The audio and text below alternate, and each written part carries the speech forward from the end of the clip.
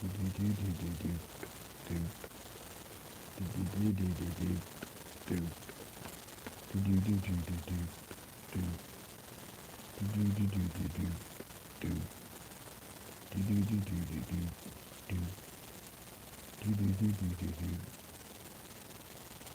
evening. Welcome to Bob Struggles to Imagine the podcast.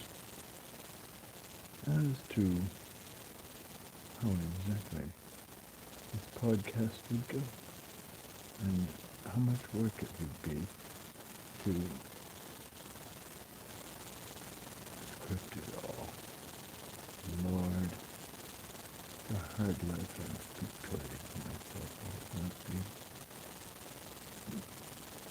I've changed it back later. So, a podcast. What would I talk about on a podcast? I have no idea. Let me, should I be this way? No, it says I should be that way. I'm glad. But I don't see comments. How do we see this? Shall we see everything? Or I'll just say live chat. Okay. So when they talk to me, I'll actually see it. How interesting. So yeah, hello, Dark Closet of the Mind. Welcome to me imagining a podcast. Now, of course, said podcast would use a better microphone to get the proper ASMR effect. But it's this calm voice. Getting some audio distortion. Yeah, that's probably because it is a crappy microphone. And maybe I should change over to a more better microphone. I've always had a YouTube, and yeah, I just haven't used it as much as I've used TikTok, just because of the way the two algorithms work very differently. You'd really actively have to solicit likes on YouTube. People forget to do it all the time. I can't tell you how many YouTube videos I watch that I forget to go, like that person. And if you don't do that, it's like, YouTube is like, well, nobody watched it. They didn't engage. Oh no, the dreaded lack of engagement. Oh my, yeah, what do we do? What do we say? I'm not quite sure. So I'm sorry for the distortion in the microphone. the, the purported microphone inside this silly headset. Yeah. Yeah, you can barely hear me. Okay, hang on a second. We're going to change something here.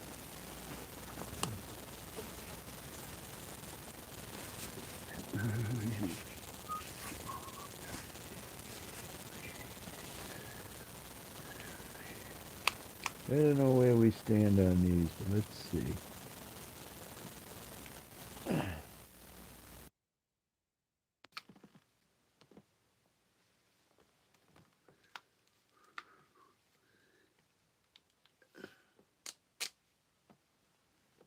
Do. Can you hear me at or not? Oh, yes, better.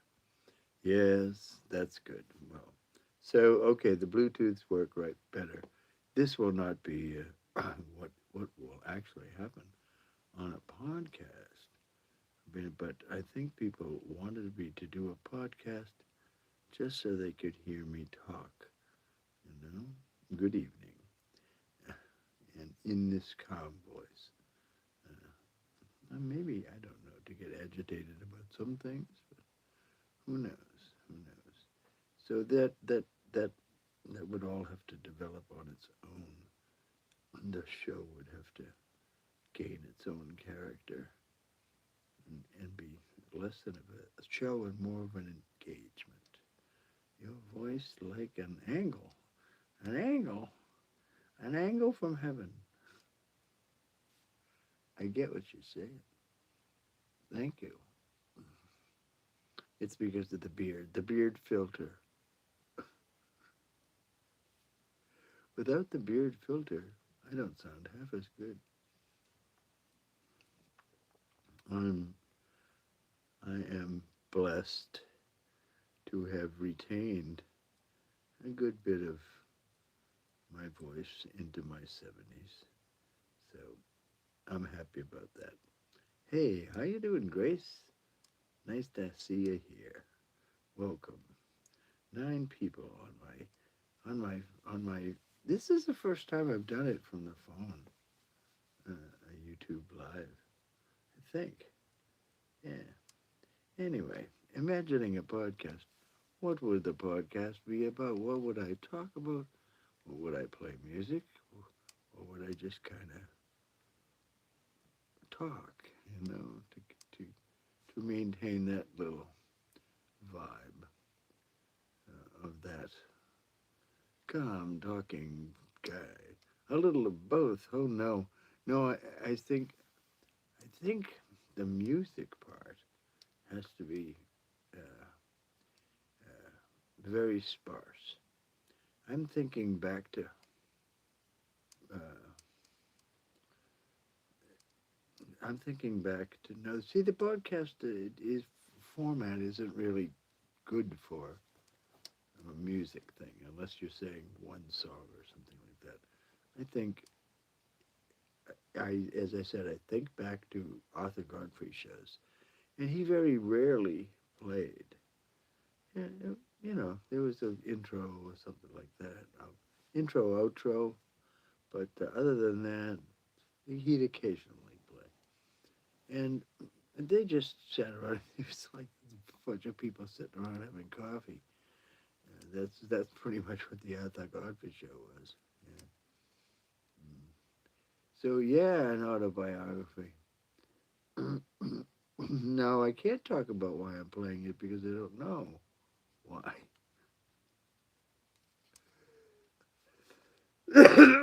Excuse me. Music is therapeutic to me. It doesn't matter what I play. It's just what strikes my fancy as I look through the books of lead sheets I have. Lead sheet is lyrics, melody line, and chords, of which half of them I skip. Because that's the wonderful thing about music. You can make music really hard, or you can make music really simply. And I go for the simply because it's hard to play that hard stuff. You know? So this is where my style comes from being lazy. I'm a lazy ragamuffin of a musician. That's what I am. So, yeah, so that's maybe what the podcast would be about. That part of me, that part of my whole persona structure. But I am in the musical community, and why I think I need to play. I, I truly, I need to play. It's like addiction. I need to play. I need to sing. If I don't, I'll explode. I don't know if I'll really explode, but it, I miss it when I can't do it. Yeah. Angry, sad, joyful. Yes. Whatever you want to be. This is the wonderful thing about music and singing. Singing is very fancy talking because it contains an emotional component that simple talking doesn't. How about how music has impacted your life from when you started playing school band groups and if you've been, let's hold the rest of that. Give me that again. Thank you very much. And if you've been in any bands growing up, we'd love to hear your story, family history with music. I have a couple of those things. Yeah, family history with music. Yeah, absolutely. I mean, every party, people did party pieces. They didn't listen to records. They didn't do that stuff. They they played the piano and they sang and they told poems and they told jokes and it was everybody had their little shtick, you know, everybody. And so, like when I got out into the world, and does Sigmund Freud advise you think I should do that? Maybe no, I don't think I. My German friends might be very upset by that. That would not be very nice, you know. They don't mind it a little, but I don't think they'd want me making a character out of them, a caricature out of them. Yeah. So, oh yeah, no, I had a great time growing up. I have a hip hop song called "I'm Living the Leave It to Beaver Life." I've been living it all in life. Yeah. Yeah, it's weird. So when I went out into the world and went to other people's parties, they'd be like, "Okay, well, you get your party piece," and they would be like, "What? What are you talking about?" Well, I'm caught. Why would I be? Oh, you say it as though I'm not still growing up. I'm always growing up. I mean, don't stop. Learn things all the time. What is a party piece? It's a piece that you play at parties. You say, "Hey Bob, we're gonna play Where the Boys Are." That was one of my party pieces in the gay liberation years, because they liked the fact that I started in a low register and then go to a high register. Uh, my low register, if it's in the morning, it's pretty good. In the evening, I'm not sure about my low register in the evening. Anyway, but this is the evening, so maybe it is okay. Do I come from a musical family? It just had this view, just thing of a musical family. They're like those families they used to have on TV. The King family. They're all musical. Oh, it's so wonderful. And they sing together at Christmas. And yeah, I mean, I grew up in a musical. Uh, I was in a Boy Scout troop, and that Boy Scout troop was known for singing and dancing and carrying on. And it was because of me and another my actually the best man at my wedding, Matt Denaro. Uh, we both sang all the time. He knew all the words to everything. I knew the tunes. The Partridge Family. Yeah, the Partridge Family. I think they were completely fake, not like not like the King family. They were real. Or Lawrence Welk, he was real too. Yeah. It's I don't know. It's all a different era kind of thing. I don't know if people still do that. I'm sure they do. I mean, sure the Mormons do if not the Baptists. Uh, yeah, yeah, and I mean church, black church. Uh, they still sing there. They certainly do. And the whole hip hop culture thing. That's another powerful thing that I've run into over this time. That whole difference between hip hop and rap, and hip hop being about community and culture, and rap being about money. You know, when you give up the community and culture and you go for the money. Do you feel like your life has changed now that you're doing all of this social media? Uh, well, it's changed in the fact that I talk to a lot more people and have contact with a lot more people, and it really is just as I intended when I first started. That this is a window into culture. Uh, Social media is a window into culture, and the only way to to listen in on it is to be part of it, and to see what's going on in the world and in various interest groups.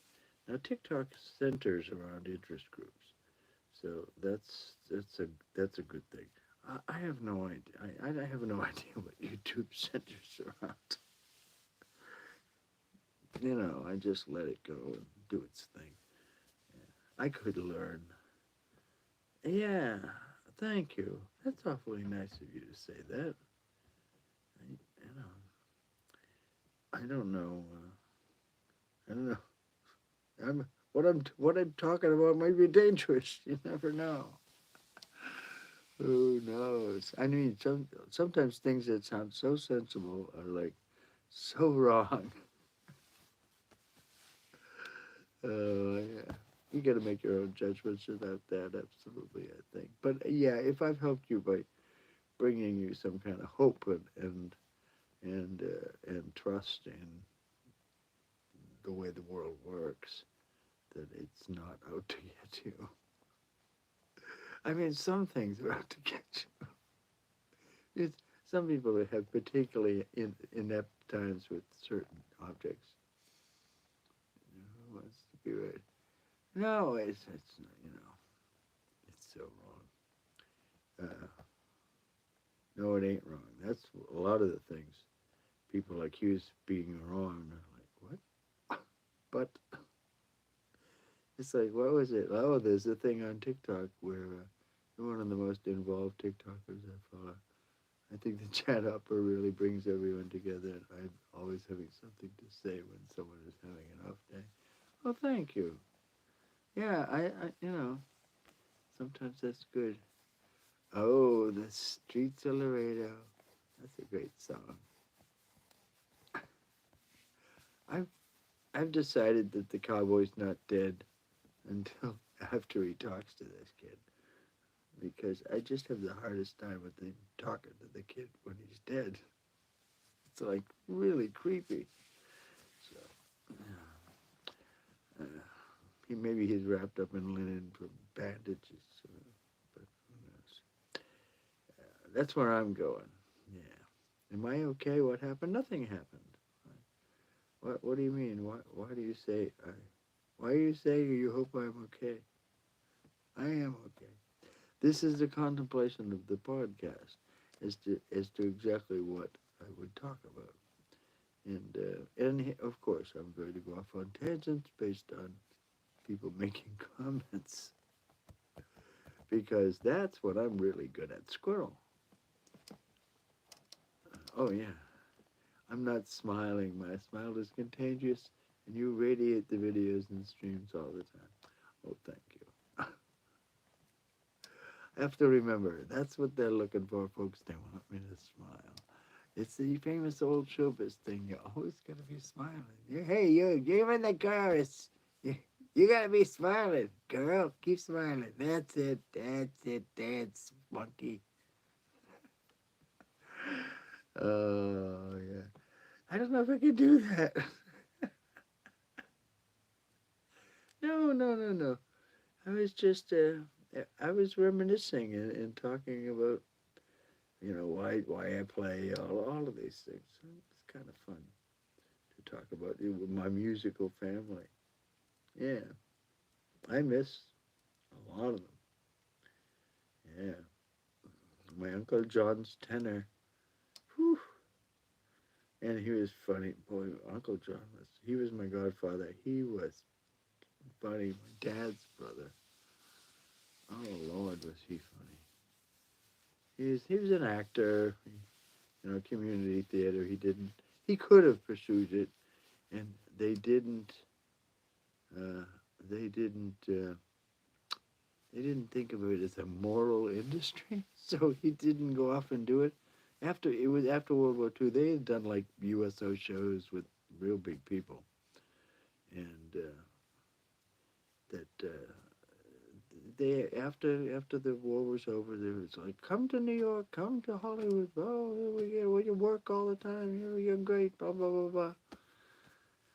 But they didn't think it was a moral business. So they said, no, we'll pursue other areas of interest. So my uncle, he worked in retail.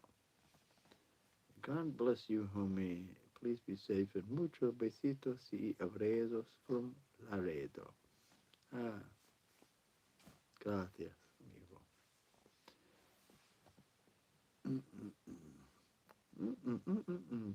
Come on, give me that back. Why does it? New York, Hollywood. Yeah. So, how the name recording? Oh, that's an easy one. My real name is Robert Emmett Kelly. R.E.K. I started a little recording and sound reinforcement business in the 70s, eventually building a little studio in Somerville, Massachusetts. A very, very oddly designed studio. Uh, so recording in German is Rekording. So I said, Robert Emmett Kelly, Ording, that'll be the name of it. And if I ever put out any records, it'll be on the records label. Rekords. And my logo, REK, became sort of my brand. I used it in all my work whenever I'd initial anything. That's how I do it. Uh, so that's where the REK came from. And because I was doing audio recording and engineering and sound engineering, a lot of sound work, I did a lot of mixing, live mixing. Because I had the idea that you shouldn't need to amplify the music so much as reinforce it. Uh, yeah.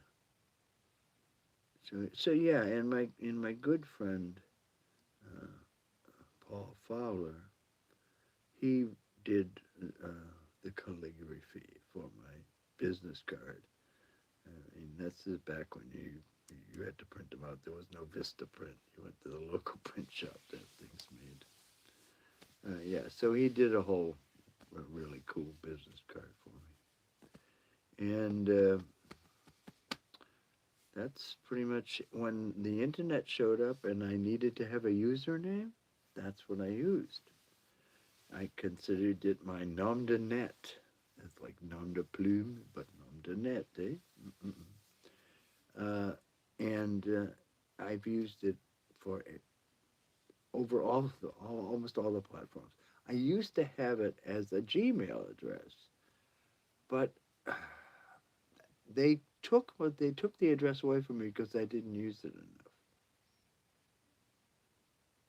Yeah, and that was unfortunate because that was a good Gmail address. But I imagine some German took it over as soon as it became available, because that's what happened on Instagram. Instagram was gone to a German before I ever got around to Instagram. Yeah. So, but it's recording REK over this. It's both ends. So unfortunately, my Gmail address is a lot longer now, but I do have it on the some of the other platforms. Anyway, it's always been my network name. So when it came to username in TikTok, that's what I put in, and I think it was the right choice. It's consistency, you know. I'm so inconsistent in so many other ways. It's really nice to have at least one little hook to hang on to. Now, these suspenders, uh, I got these a long time ago, and I had two pairs because every time I had to do a pride event or anything like that, these are the suspenders I'd wear. And I was wearing them when I'd made my video about why I'm on TikTok. And since that time, if I'm not wearing them, people comment. Now I have 42 pairs of suspenders, and they're not getting the use they used to because I'm I don't know if I should not ever use these outside except if I'm doing an event. I'm not sure. Yeah, 42. Oh, I've got sheepers. I've got nearly 200 caps. I've got about 20 hats, fancy hats. Yeah, oh, it's a very big collection of, well, because I used to like to wear different ones every day, you know. When it was a business casual world, uh, that was the distinguishing thing, you know. You had done a shout out for my girlfriend and I on TikTok during our anniversary. We want to tell you that you're doing great, and oh, tell me more. Come on. Oh, why does this? Why do I have to do it this way? I think I want to tell you you're doing great. To keep up the fantastic work, music is the gateway to the soul. Oh, thank you. The meaning of life. Yeah, as I say, it's that's up to you. You bring meaning to your life. No one else but you can bring meaning to your life. To you, because you're doing it. So you can choose your meaning. Go right ahead. That's the secret. Yeah, you make it. You make it. You build the little narrative. So the narrative, they're all fake. So it's the one thing that, especially if you're American, this is what we do. America, one of its largest products is lying. They call it fiction, but it's essentially it's lying. It's really fancy lying. Yeah, you know, the retelling of one of the seven plots. So yeah, yeah. So it's that's sort of it. Life is like that. Yeah, 42 is the meaning of life. That's true. That's why I have 42 suspenders. I can repeat the cycle of the meaning of life. The meaning of life, the universe, and everything. Yeah, I mean, just that to contemplate the heat death of the universe. That's like a thing. Like, how are you gonna be there? It's the heat death of the universe, buddy. You're part of it. No one can watch the heat death of the universe. Well, maybe the space between atoms that I talk about. Maybe that's the one that gets to see. Who knows? Isn't it marvelous that we can even do this? That I can sit here, silhouetted in PBS lighting, and this is what I call this anyway. PBS lighting. When you're side lit, one part of you is in darkness, and the background is black. Hi, I'm your local expert from PBS, and I'm side lit to make these shadows be more serious. I have no idea if that's true, but it seems very PBS to me. PBS expert. I love I don't know about that. But anyway, so the podcast, but yeah, that I I think about if I scripted it all, it'd be tedious. I think I one of my most endearing qualities is right ad libbing.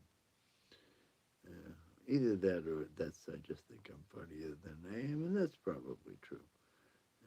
I'm a ham, and I'm remain committed to being a ham and staying a ham because hams are, they're preserved. Have you ever talked about when you came out? Was my family supportive? Well, I was very selective about coming out, you know, because my parents came from a generation where you don't wear your heart in your sleeve, you know. So it was like you just go. The people didn't want to know what the hell you were doing in your bedroom. They weren't interested. They didn't want to know what you did in your bathroom either. You know, it was a different time. So, as my confessor said to me once, he said, "Well, would it hurt them?" And I said, "Well, I don't know, but I don't want to hurt them." And he said, "Then don't tell them." It's like if they don't need to know, if they need to know if something's up, like, yeah, well, I'm marrying this guy. Yeah, you got to tell them. But otherwise, most of the time. in my experience, they already know anyway. It's like one of my friends that I actually had to pull, screaming and yelling, my good friend Paul, and dragging him out of the closet.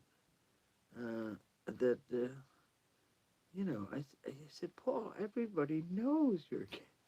He says, what do you mean I'm not gay? And it's like, Paul, stop it.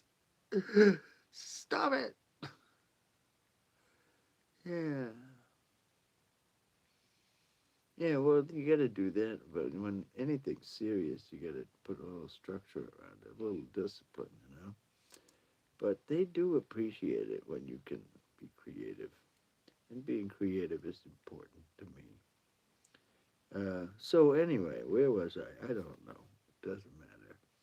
The point is that talking about a long life, there's a lot of tangents to go off on in that squirrel uh, when you're doing that, you know. So this is how we got off of where the music came from, my musical family. So yes, we had a musical family, and my aunt was in theater, and yeah, she cured my lisp. I had a lisp as a child, and I probably still have a little hint of it. But she's the one who taught me where the top of my palate was, and where to put my tongue to keep it from leaking out between my teeth like that. Because I can still do that if you want me to. Yeah. So yeah, and it wasn't like I could even hear it. That was the issue. It's just you have a lisp because you can't hear outside. So you're like, no, I don't hear anything. And some nun pointed it out, and I came home. I was like really despondent about this. She made fun of me. She's a bully nun, but it was a gentle thing, you know. So yeah, so my aunt, right after dinner, she took me right in the dining room and taught me how to put my tongue behind my teeth when I pronounced the letter S. And I still often would get less S's and Z's, not properly placed, because I never really worked on it beyond that day. But it worked. I didn't do it anymore after that day. So yeah, it was a tongue placement thing. Hey, you gotta learn where to put your tongue, kid. You're gonna say S's and snakes, seepers. So yeah, so that was one thing that went on, and it was it was all like very kind. So as far as coming out was concerning, in the rest of the family, they're like, they would have probably they weren't phased when I finally had to finally discussed it with my parents when I was infected, was diagnosed as an AIDS patient. Uh, I mean, my CD4 count was down to like 50. It's like, that's not good. That's usually a sign of, ooh, not long for you, kid. Yeah, so, but it came right back after the drugs. So let's hear it for Big Pharma. I know everybody hates them, but let's hear it for Big Pharma. Because without them, those drugs would not exist. Anyway, where was I? So yeah, when I had to tell my parents, discuss it at all, what really came up, uh, they they were all like, "Oh yeah, yeah." One of the things they thought my good friend Paul was a lover of mine, and it was the furthest thing from the truth. But you know, I did love him, but we were never lovers. You so that was kind of funny that they did that. And my mother sort of gave me a clue when I was really young. When someone stopped to see me, and she said, "Well, yes, you can sleep in your room, in your bed." And it was like, in my bed. Wow, thanks, mom. So mom, and mom was down with it, I'm sure. But it wasn't anything. It wasn't the kind of thing you talked about. It's like we don't talk about things like that at the dinner table. So it never really came up. They were always they never asked questions about boyfriends or anything like that. And eventually I got married uh, because I wanted to. We wanted children. I wanted to have a relationship with this woman, what I've been seeing for 12 years. So yeah, I wanted, to codify it. Couldn't have done a better thing. Could not have done a better thing. It's all worked out. So yeah, I mean, as far as my brothers and stuff like that, I think that there was just, it, it was sort of like they announced to me that they knew I was gay. More like that had happened. I think with my brother Chuck, he was overt the discussion, but all the rest of it was like, oh, I heard from Chuck, or whatever. And I don't know. I don't think I know. I'm not saying that Chuck really said that. It's just that, yeah, I think my family is just a thing. Their friends told them. I have no idea. But like I said, I didn't agonize too much about it. It was mostly about being who I was and hanging around with who I wanted to. And if I wanted to hold hands with somebody in the street, I would hold hands with somebody in the street. If I wanted to kiss them, hug them, or anything like that, I would do that. My friend Ryder, Ryder Blue, Billy Crystal actually was his, William Crystal was his name, a Columbia student who later became a bohemian. Uh, he really kind of slapped that shit into me right around the right time when it was like my freshman year of college, second semester. He kind of just inducted me into the whole world of Stonewall and the liberation movement and being who we were and not caring about that. So yeah, he was very influential on me as a young gay man. And I say gay because we used gay. There was only L and G at that time. I mean T, yeah, but they were not T in the sense of transsexual, but in the sense of transvestites, uh, drags. Uh, so that, of course, changed as technology and biology and psychology changed, uh, and we changed as society. Uh, and they'll keep you adding more letters all the time. You're turning 16 soon. Any advice? Yeah, save your money. Buy Tesla. I can't emphasize that enough. And if SpaceX goes public, buy SpaceX. Whatever the hell Elon Musk is selling, buy it. It's a good idea. But save, yeah, 10% of everything you have, everything you spend.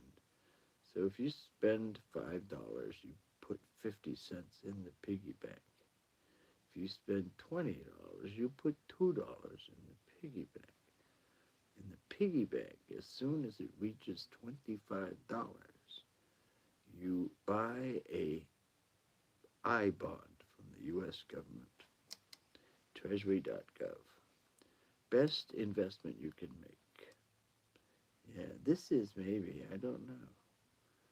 This may be exactly it, but absolutely. I mean, they sell these I bond things. They're great. They're inflation protected. They pay great interest. I mean, compared to your friggin' bank account, bank account doesn't pay you microscopic interest. So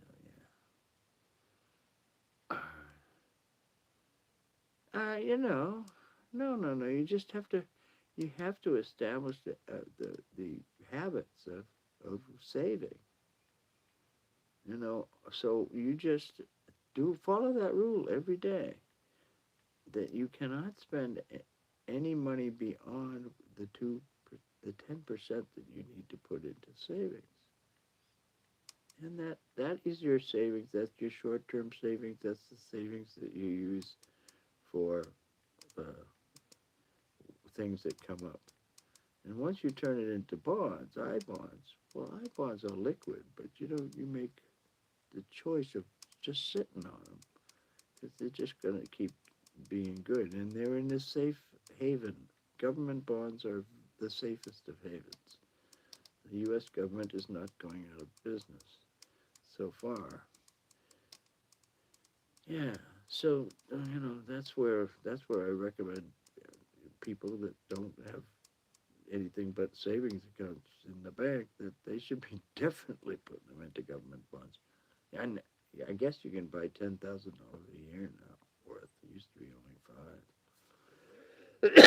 5. Of course, originally it was 15, but they were such a good investment that they didn't want people to be investing in them so much. Anyway, buy them. They're a good investment. Yeah. Yeah. Well, practice makes permanent. Perfect practice makes perfect permanent. But practice only makes permanent. You practice the wrong things, you can make them permanent too. You know. So you gotta learn what you should be practicing and how you should be practicing. And that's the business of study. That's why you study, so you know what to practice. Yeah. There's a lots of these things I wish people had told me. One of the most important ones is that practice is work and that nobody likes it. If you think that the people who play an instrument or catch a baseball or throw a football or play a basketball game, run a soccer pitch, any of those people make something look easy. If you think that they like to practice, you are crazy. Nobody likes to practice, just like nobody likes to go to work. Work is work. Yeah, I know there's some people that just like revel and go to work every day or working all the time. And sort of TikTok is sort of that way. Yeah.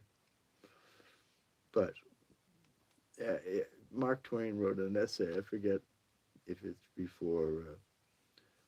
I think it might be the one that comes before the frog story, but maybe not. It might be the one that comes before Tom Sawyer getting in, being at his own funeral. Anyway, uh,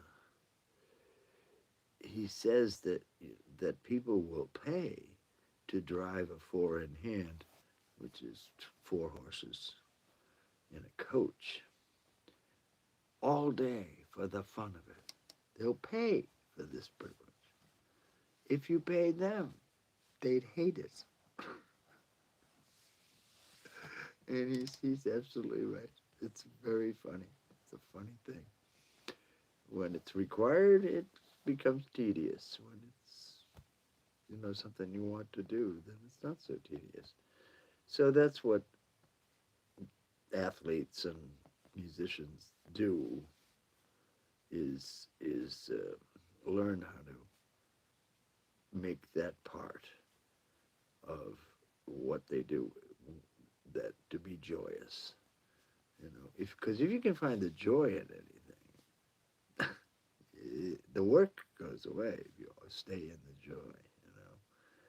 Yeah, they say that, but we all do things that we. There's chores for everything every day. Chores. Everyone hates chores. Eventually, we'll have robots to do the chores for us, and we'll have new chores, which will be probably psychological. So we figure out what we're doing to our lives. Yeah, I think we're really getting close to that time when it's like nearly Star Trekian.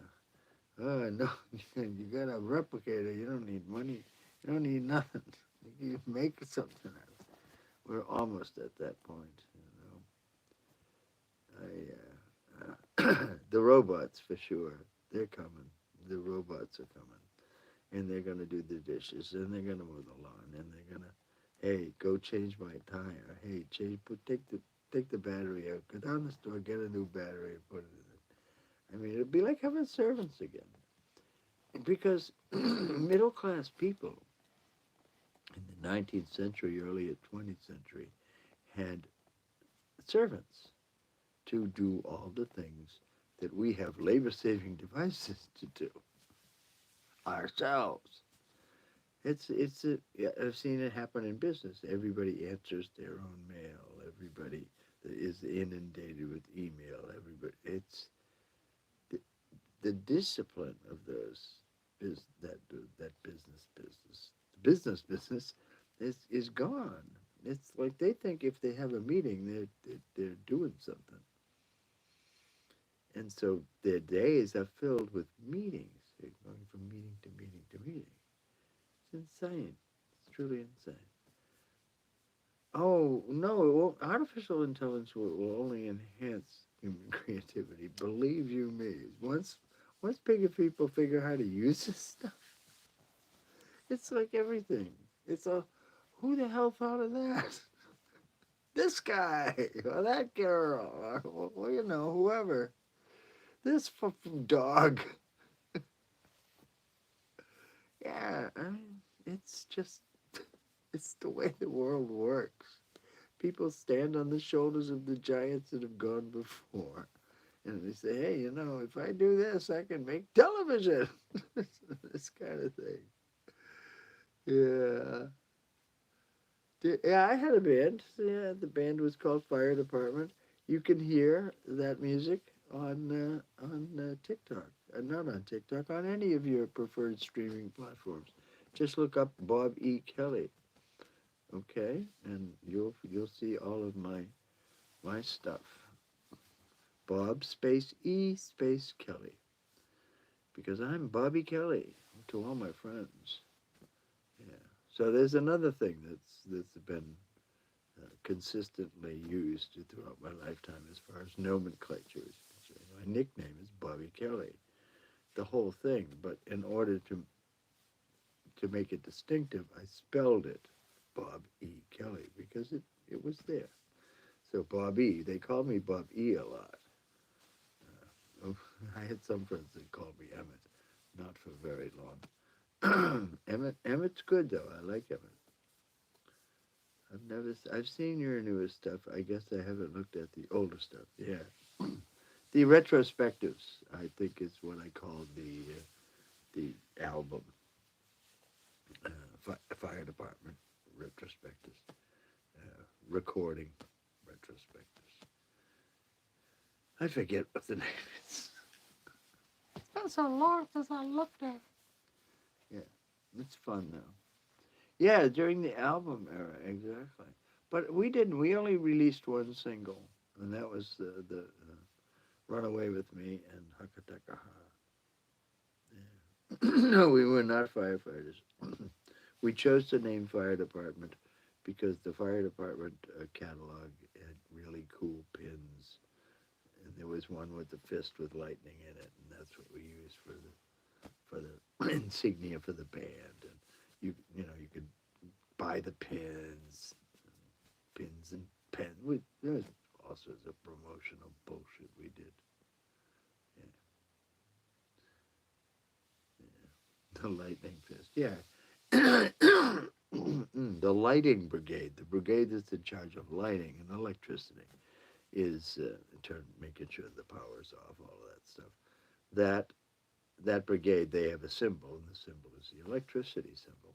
It's a symbol of electricians. It's a symbol of the electrician man, electric merit badge in the Boy Scouts. It's a pretty common thing. That with the or telecommunications too with the lightning bolts. You know, we use electricity to do things. It's very, very Victorian. Uh, yeah. Oh, thank you. That's no the TikTok subscriber pin, which is actually going to be an actual pin. We should it is an actual pin, and I hope to get enough money to get it together. I think I'm almost there. That I can go spend $500 and have stock on hand to mail out to people because I don't want to do a third party thing. I might have somebody, some local person handle the actual mailing and all that stuff. But it's going to happen, I promise. Yeah. Yeah, well, the new subscribers will know first, of course, because as far as I'm concerned, you subscribers are Intrepid audience members. The Intrepid audience members, that pin, I have one here, which actually has the back. The pin part is bent, and I dare not rebend it because if you rebend them, they fall apart. Where the hell is it? Oh, right there. I'm looking in the wrong place. There we go. Yeah, this is the Intrepid audience members pin. Is it facing the right way? It is. This is a worn one because it was one of my hats, so something like that. Let's see, where's the best focus? I don't know. Maybe it'll be best to focus it by doing. No, I can't do that. It doesn't work. Yeah. Anyway, this this here pen, this hair pen is you. I don't know if you can read it. It says IAM. Not to pick one up. Yeah, as soon as it's like I said, I don't have them right now. But anyway, the it's all got formed at film festivals, and then I started doing it at all festivals. But at the top of the pin, right there, is a reel of film, and I don't know if you can make that out, but as like the eye of the pyramid, and like on the back of a dollar bill. The sides of the pyramid are the the slate boards used to go take one, take two. The bricks in the pyramid are frames of film, and IAM stands for Intrepid Audience Member. And the Intrepid's audience members of the world only have one rule, and that is to be bold in support of the arts, to be intrepid in support of the arts. There are no other rules. There are no officers. There are no meetings. There are no dues. And you get a free pin. Now, the way you get a free pin is that a member, an originally inducted member, of which there are about 1,500,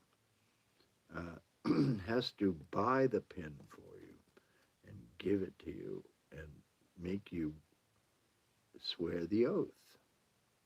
The oath which you put the pin in your left hand and put your other hand in a thumbs up gesture and repeat after the member the oath. I believe in film, the screenplay almighty, maker of story and script, and of all things visible and invisible upon the screen. I believe in art and music and literature and artists of all stripes who follow their muse. I will applaud the good and avoid the bad, recommend what I like, and speak not of things I dislike, for in taste there can be no disputes. And then you learn the secret handshake. So there you go. So that's the oath you need to take, but you need to have somebody administer it to you. because you're not allowed to buy the pins for yourself unless you're replacing your original pin. So because the whole idea is to get the members to spread the word and have the pins. I mean, there's a lot of people who have these pins, Penn and Teller and Jane Lynch. Uh, well, let's see, Tom Bergeron. Uh, who else? Radon Chong. She has one. Now, there's a whole lot of semi-famous celebrities that have them, and some a whole lot of independent filmmakers that have them. A lot of people who went to film festivals or music festivals with me, they have them. And people I've met along the way have them. I've been involved with a few films. So there's enough members out there. And they often ask me if they can get pinned. And I say, well, I subsidize them. At the time, that's how the thing got started. I was subsidizing the pins. That was the way to give them a free pin. But after it got to be 1,500 people, we're talking about real money here now. And I wasn't taking money. Although my title, I gave myself a title, even though there are no officers. As the founder, I decided I deserved a title. So my title was the Prophet, but I didn't spell it with a PH. I spelled it with an F because I profit from all the people that I meet through the Intrepid audience members of the world and administering the oath. So I thought it's time to let everybody else in on the fun and let them do it. So you can subsidize a pin and give it to your friend and read the card that says the oath. Yeah. Yes, it is something you can ship. That's the point. That's what I say. Is that if you want to have a pin of your own, you have to buy a pin for somebody else, and then you can give the other pin to them and have them administer the oath to you and teach you the secret handshake. But yeah, no, there'll be a QR code on there and everything. As a matter of fact, that's what I should probably just do. I should administer the oath through the QR code. Yeah, and show you the secret handshake. The secret handshake is great fun. So anyway, maybe hopefully we'll get that done, get that merch thing up there. I want to do some other merch things too, but that's like the most important one to me right now is to do that. Uh, what else? Well, I got to get some recordings done soon too. I want to do a video, and I still haven't set up that meeting. I got to get that together. Yeah, the Prophet. Yeah, that's a throwaway line, and I threw away one night. So how are you? I mean, this is a different way of running thinking of this as a podcast. That I always have to remain in this lower key voice and place, and I'm happy to do that and talk about. Yeah, you can talk about growing up.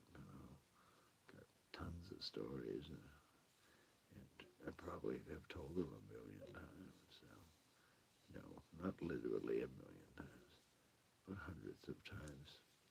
Radio voice. Yeah, radio voice, yeah, do do. Radio voice, yeah, radio voice. So actually, radio voices it has to really has to be a relaxed voice if you're going to do that, because if you do the real hey, I'm on the radio voice, that's a lot of work. If you're going to work in radio, you want to have something that you should be going. You should be doing homework. Well, what kind of homework? What what level of homework are we doing?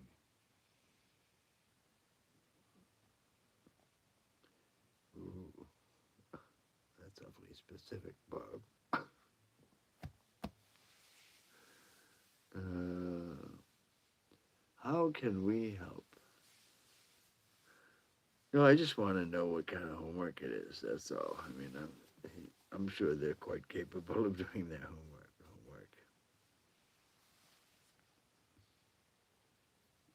We're all substitute teachers, my dear.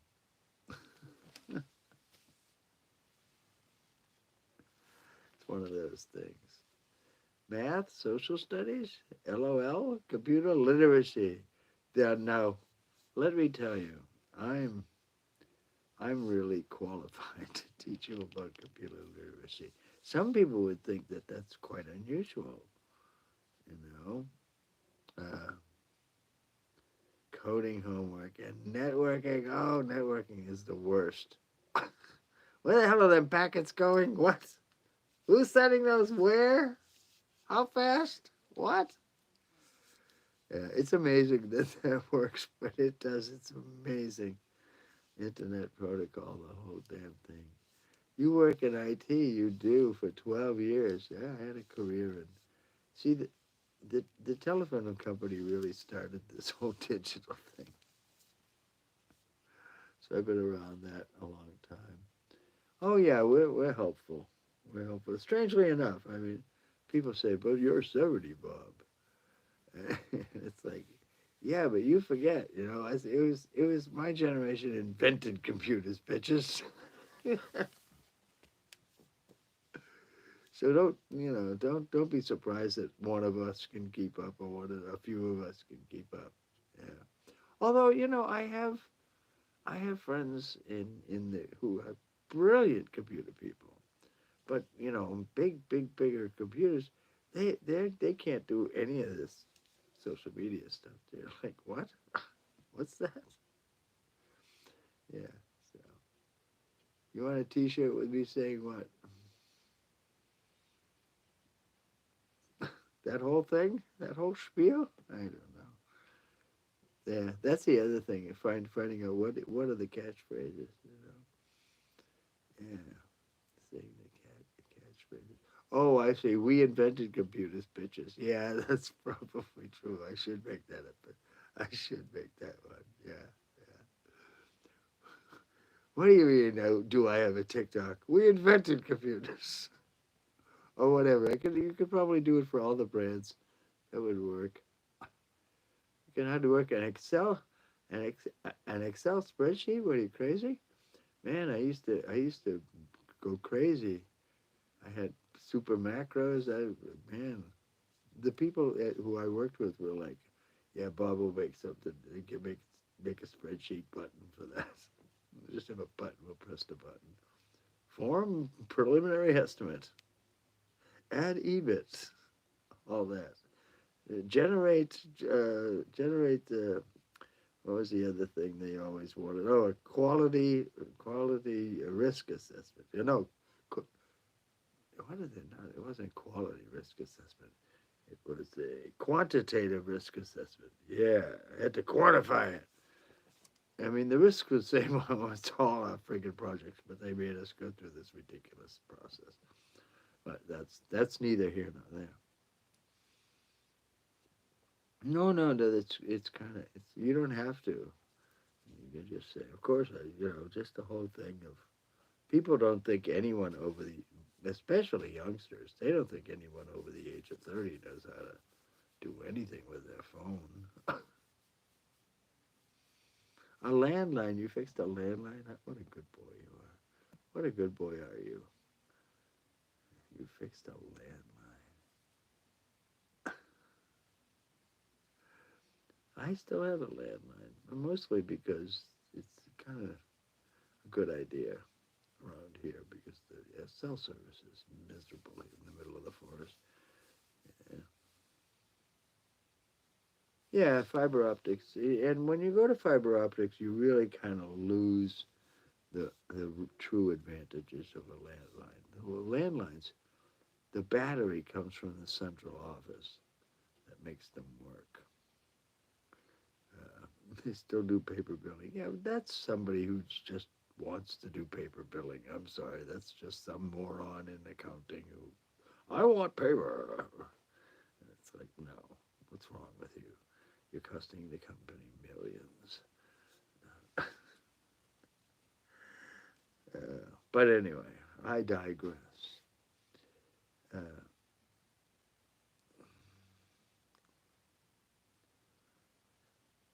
well, yeah, maintaining uh, copper cable takes a little bit more, but I'll tell you, uh, no, that's not true. You don't want people calling? I live in New Hampshire. They call us all the time. They want to know who we're voting for and how we're voting and what issues are this, because we're like the voting place. We're one of them bellwether states. I don't know what weather we're bell for, but yeah. I'm sure if you're close to the central office, I bet you can get a landline. But they may all be phasing them out. They may be starting to take the cables out of the ground and sell the copper. The copper's worth a lot of money, a lot of money, especially kind of copper that they've got in the ground. Yeah. So yeah, well, the kindergartner needs a Chromebook because that's how you work in the modern world with touch screens and all that stuff. I I I do bemoan the fact that there's no handwriting thing really being pushed, but yeah, yeah. No, I mean this is how this their education is going to be structured on these machines. Uh, it's inevitable. It's cheaper than changing textbooks. Good Lord, textbooks are well, they're obsolete now. Yeah.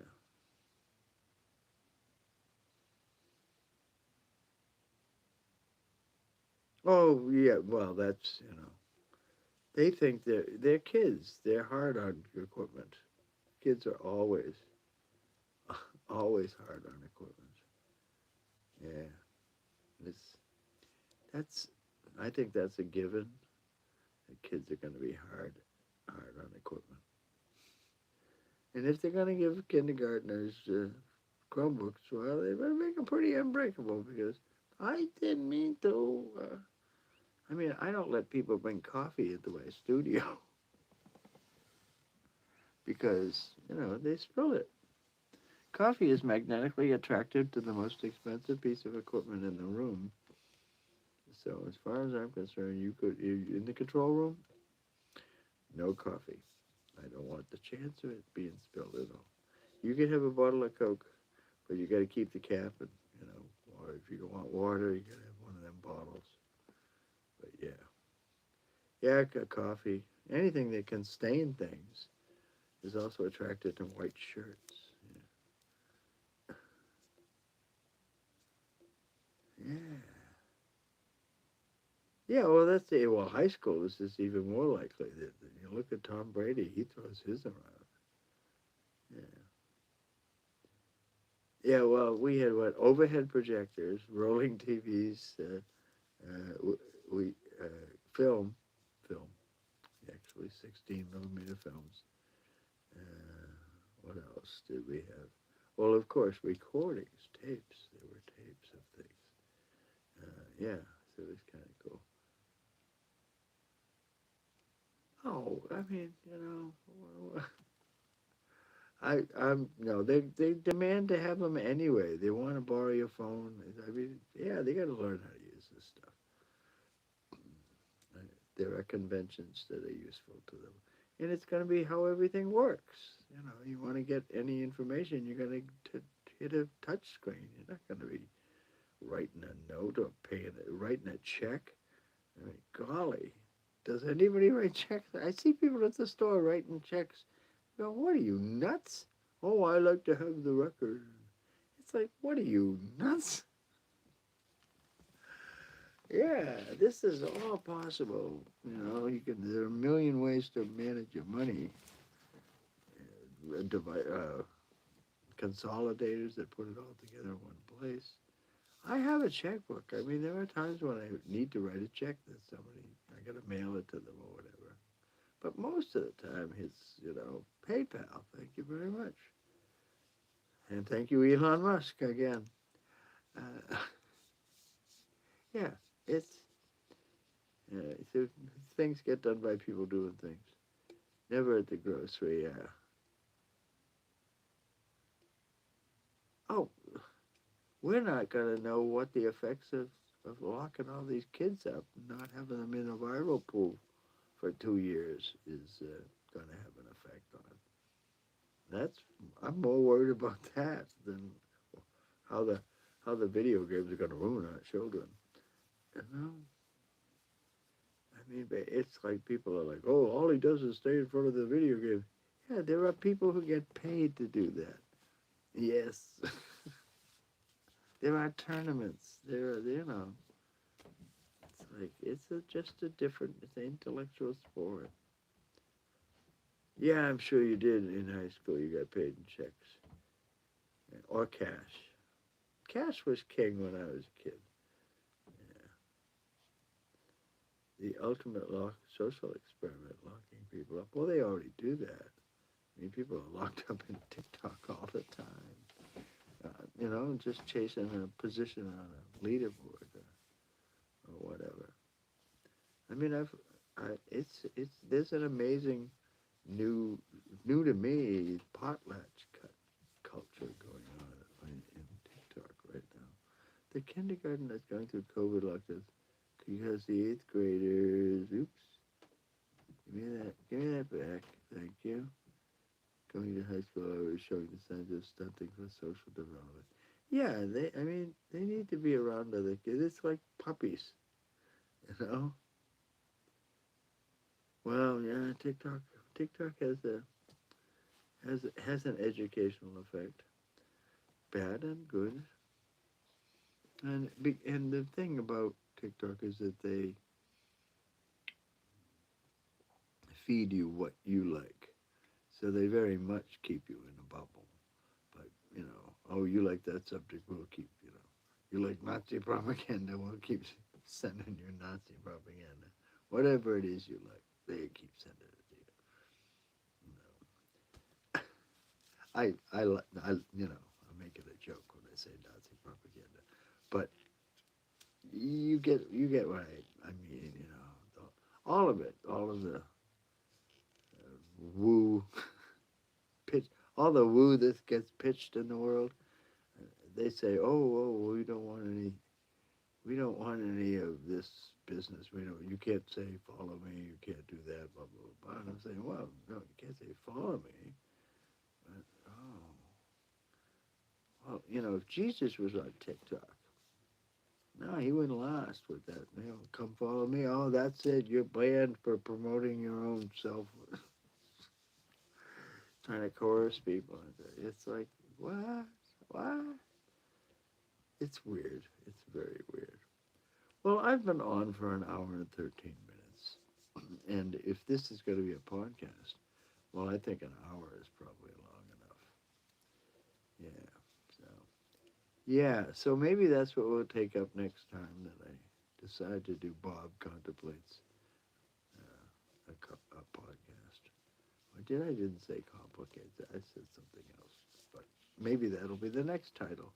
You never know. Yeah, thank you very much for hanging out with me for a little while and for the likes. Really appreciate that. You guys are really sweet. Eventually, eventually, I'll be, kind of. They got all this super chat stuff and all this other stuff that we have, so I may be trying to implement some of that too. So, my friends, thank you very much for being here. It's been a great pleasure. Wait, there's more. I gotta say, I gotta say, good luck, lizard. Good luck, lizard. Yeah. Oh, that's to do your homework. That's right. Hit that bell. Oh, hit that bell. Hit that bell. Subscribe to me. That's it. Keep working on your education. See that? Me too. Thank you very much. Hit that bell. Hit that bell for notifications. And make sure you hit the thumbs up button for the likes. So you already did because there's 19 of them and there's only 11 of you here. So a lot more people like me than it's that hung around. Now, it's funny about likes and TikTok. TikTok is like, oh, if they don't hit the like, or they don't really like you.